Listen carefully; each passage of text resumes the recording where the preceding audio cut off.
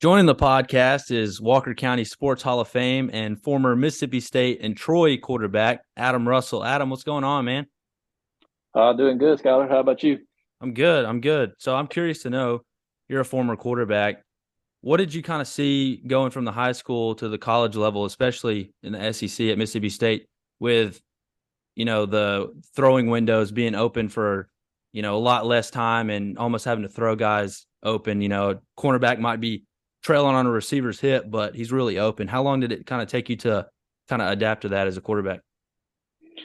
Well, I think just probably like a lot of folks will say, the speed of the game in general. Going from high school to college is just it's unreal, really. I mean, in high school, there might be two or three kids, two or three guys that were 4 or 5, 4, 6, 40 guys. You get to college, it seems like everybody, the defense tackles could run 4, 5, 4, 6s. It's unreal. And so I think this, from the speed of the game. And like you said, throwing people open in high school, no problem. You can wait till the guy was actually open. If you have strong enough arm, you throw it to him. At college level, you got to visualize it. You got to see it before it takes place and before it happens. And I think that's kind of what separates the average quarterbacks to the elite quarterbacks is being able to do that and visualize and see the field like that. But that was the hard part for me was the speed, physically the speed of the players on the field. I'd say the other thing though that a lot of people don't think about probably is playing quarterback there and getting there. In high school, you may see a couple of different type styles of defenses. You know, um, Things just kind of seem to come slower when you're playing quarterback, and you got the clock, the play clock working against you, and you see all the multiple styles of defenses that are out there now, and trying to put your team in the best position or the pass protection. It's just everything about it is just at a much faster pace. To be honest with you, Well, are there any and it quarterback? was what's Go that? ahead. Go ahead. I was just going to say that it's just that was the biggest adjustment for me in making that. It was just the overall speed of the game, physically and mentally, both. It was a lot. Well, kind of trailing off of what you said about the defenses, did you have some trouble kind of once you got to, like I said, the SEC level, kind of seeing some of these zone defenses where it's kind of zone match where they're really playing zone, but you kind of see it as a quarterback like it's kind of man?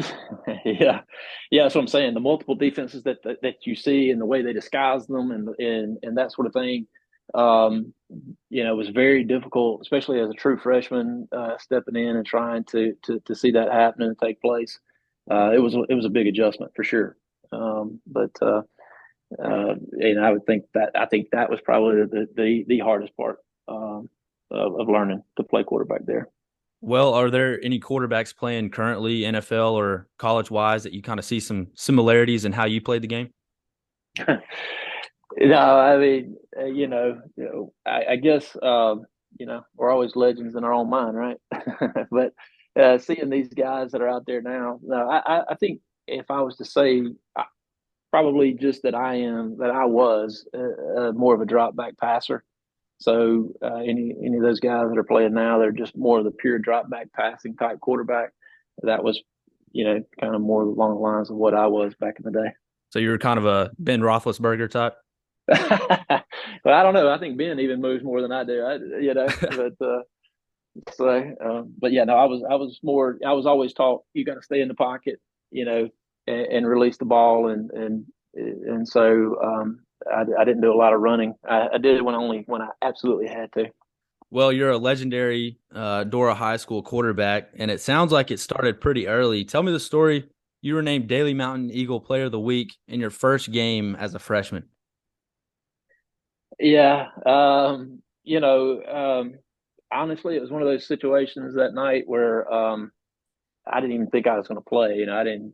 I was a freshman. It was like the fourth, fifth game of the season. We'd kind of gotten off to a rough start that year. I think we was 0-3, 0-4. But anyway, the starting quarterback at Greg, I think he maybe got hurt or something, and Coach Burrows hollers my name, who's the coach at the time, and didn't even really think about going into play. And but it's like everything, there's so much of my playing days that I contribute to the guys that always surrounded me. And there was guys on that team when I was a freshman, the older guys. Carlos Harris was a receiver. He caught a couple touchdowns that night. And he was just a phenomenal athlete. Andre Ramsey, some of the older guys was Tracy Robbins, Dustin Beatty, Terry Henderson. Some of those guys were on that team, and they really what Jason Watts came in. He was a freshman. I think he caught a touchdown maybe as well, and he came in as a freshman. But it's always about the people that surround you. But it was an honor for sure. But it was the guys that I played with.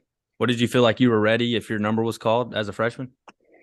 I think it's just one of those things where you just kind of reacted. It was I think probably had I known that I was going to go out there that night and play, I'd probably been a lot more nervous and all that. But I think the way it all unfolded worked out real well for me, just to be able to go in there and not think about it, just go play the game.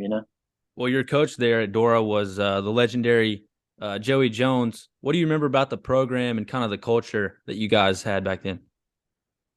Yeah, Skylar. I mean, Coach Jones, he's been a winner everywhere he's been. And, he certainly, I think that was his first head coaching job when he got to Dora.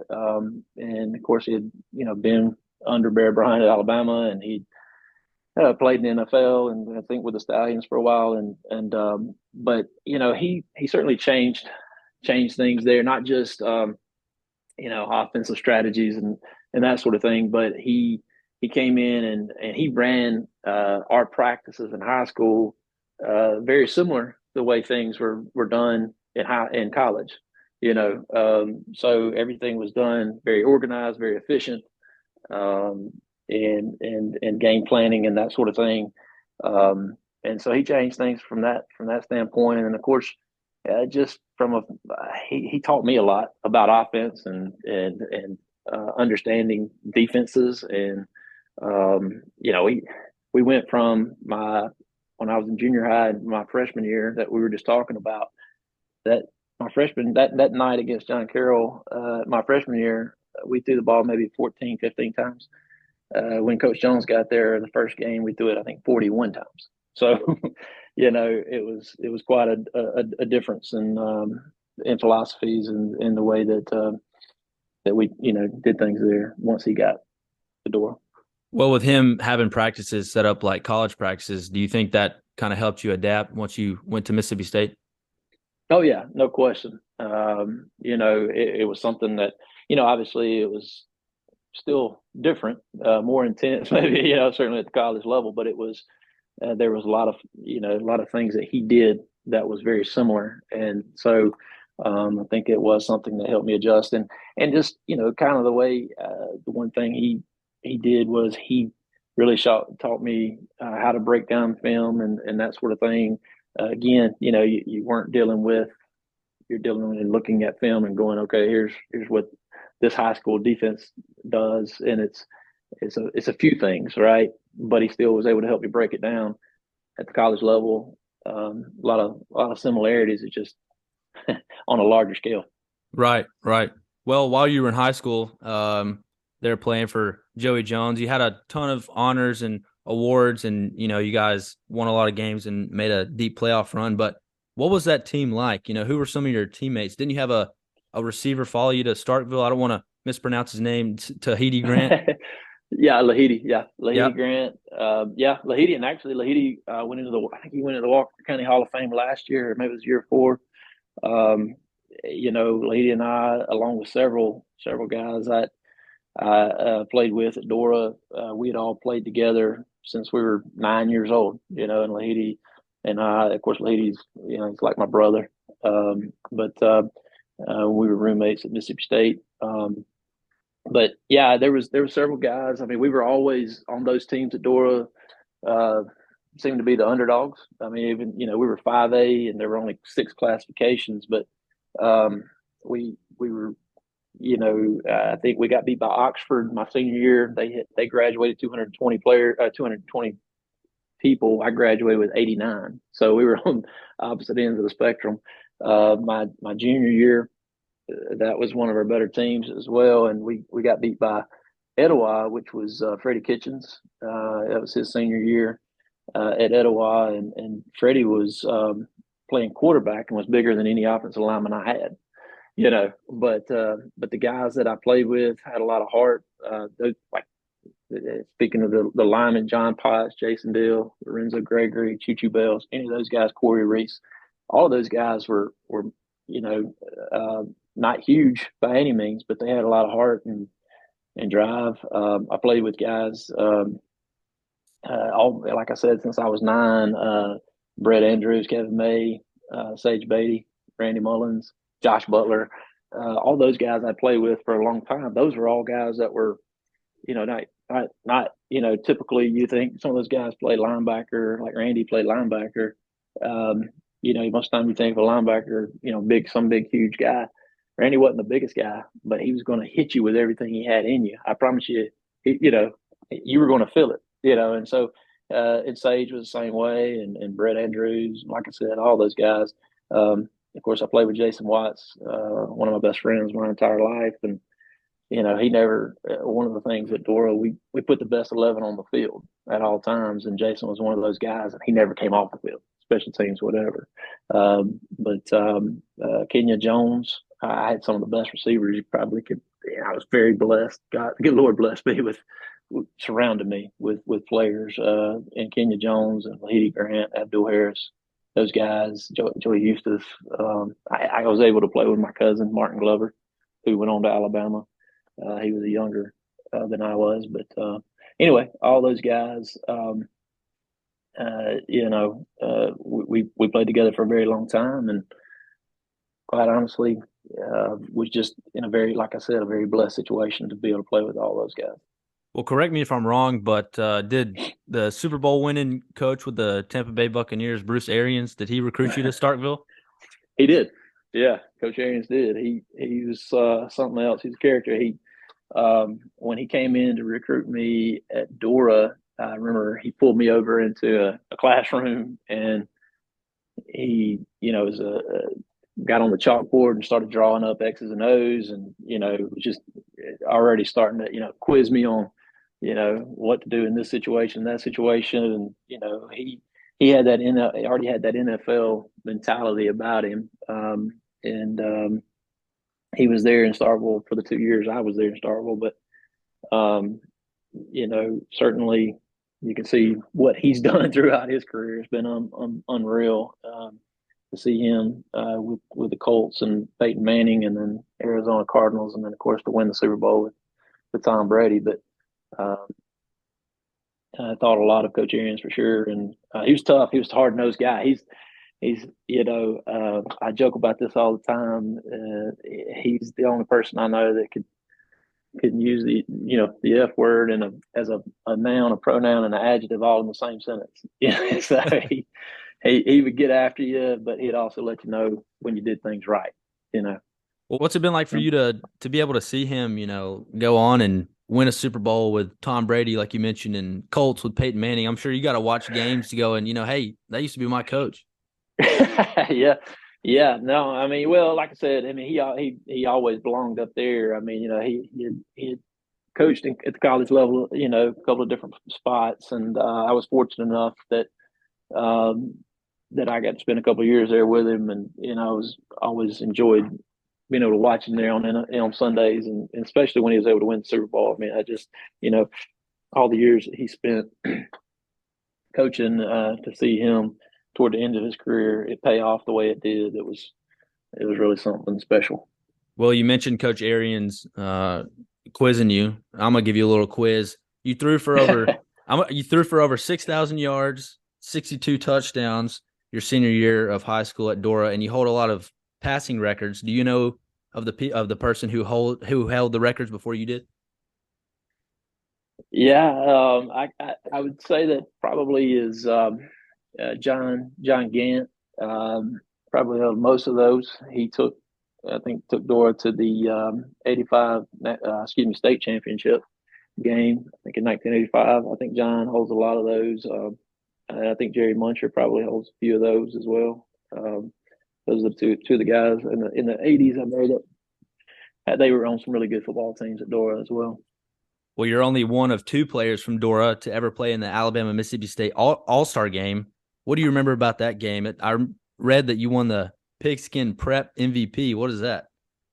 Yeah, that was just yeah, it was again an honor to have had the opportunity to play in that game. I think Chavis, Coach Williams, I think Dora's current head coach is the other player that played in that game back when he was, and he went on to Alabama, of course, and to the Ravens. But we actually got beat that night, but they had given out a MVP, I think, to an offensive MVP for each side, and I was the MVP of that. But again, it was, it's all about the players that you're with and you play with, and obviously in that game. I had some outstanding guys that played and went on to play. A lot of them played at Alabama um, and other schools throughout the SEC. But that was a big honor for me to have had the opportunity to play in that game for sure. You left Mississippi State after 2 years and you went to Troy, where you won a conference title. What went into that Yeah, decision? yeah. Kind of back to Coach Arians. I mean, he's the guy that recruited me, and when he left after my second year there at Mississippi State, um, I believe I'm pretty certain that I would have stayed on it in Starkville had Coach Arians stayed there. But when he went to the NFL, there was another offense coordinator that came in, and he had been at LSU, I think, at one point, and then had stopped, went back down to high school, and then he was coming back up. Coach Sherrill had, pulled him in back up from high school or something, and I was under the impression he was bringing in a quarterback with him, and felt like I wasn't sure where my situation was going to be, and so I got a call from Coach Blakeney, who is a legendary coach and himself, and he basically said that he was trying to win a national championship at 1AA, and I didn't have to sit out to transfer down. It's not like it is now with the portal. And so I transferred there because they were trying to move to from a option oriented style offense to a more of more my style, drop back pass and throw the football around style offense. So that's why I made the change. And I love being in both places, and I certainly love Troy, and it's definitely home to me now. Do you have any idea of where you would have went had you not have gone to Troy? I really don't. I think the way that it worked out. I wasn't, actually when Coach Blakeney, when I spoke with Coach Blakeney, I really was still thinking that I was going to try to stick it out, there in Starkville. But after I talked to him, I just got to feel like that was the thing I needed to do. After I prayed about it, and I just felt like that was the direction the Lord was leading me to go. Well, to wrap this And up, so, yeah, you were inducted into the Walker County Sports Hall of Fame in 2018, and I'm sure that's got to mean a lot to you, obviously, but even more since you're joining your uncle and your brother. What does that mean to you? yeah. I mean, certainly, my uncle Dave Campbell, who played at Auburn, was All-American there and in the NFL. I always looked up to him. But for what he had done on the field, but also off the field, just the uncle he's always been. And so it meant a lot. And my brother, uh, he's, we joke about it in my family. My dad also played quarterback, and I wouldn't want my dad to know this, but he's my dad's probably the better of the three of us. But he and he's the one who taught my brother and I what playing the quarterback position was all about. But certainly, meant a lot, and to have both of them in the Walker County Hall of Fame meant a lot. And I've my brother, he's younger than I am, but he's somebody that I always looked up to, uh, and was just really proud of him when he was able to get into the Park County Hall of Fame. Well, Adam, I really appreciate this. I really appreciate you taking the time to get on the podcast and chat a little football with me. I hope you have a great rest of your day. Well, I got one quick question though for you, Skylar. You didn't ask me one question that I was expecting you to ask me. What's that? You didn't ask me about the 1 year I coached Pee Wee football. Oh, And yeah. the athlete that I had that I tried to play at quarterback, running back, and receiver because I wanted him to do all those things. Oh, yeah. I remember you had a guy, he had to put the ball in his hand every play. I don't remember who that guy was. Yeah, I bet you don't. But your mama knows. Oh, yeah. Oh, yeah. Hey, that was a fun year, man. Yeah, I that was a enjoyed lot of that. fun. I always enjoy watching you play too, my friend. So, Well, but I appreciate it. yeah, All my quarterbacking I ever did, I credit some of that to you, teaching me the 3-step, 5-step drops. yeah. Well, it was fun. But anyway, yeah, appreciate you having me on. Yeah, of course.